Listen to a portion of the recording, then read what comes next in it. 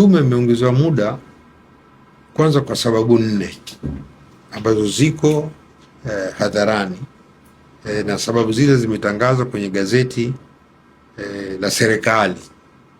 Sababu 4, moja, ushahidi mwingi unaendelea kuja.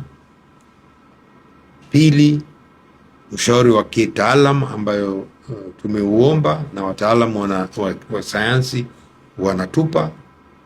Tatu, kuchambua kwa kina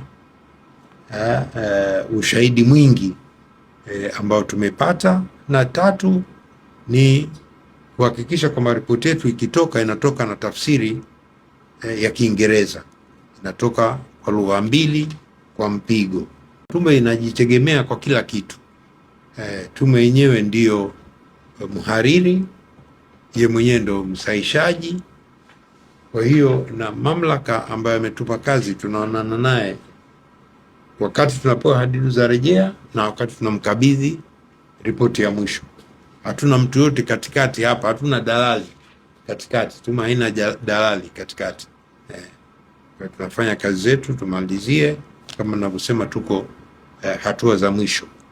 Tuko za mwisho, hatukutaka tu kwamba tumalize kazi alafu tutafsiri kwa watu wengine au mashahidi hao wanaokuja tuwafungie mlango wakati wako kizingitini tayari na ushahidi.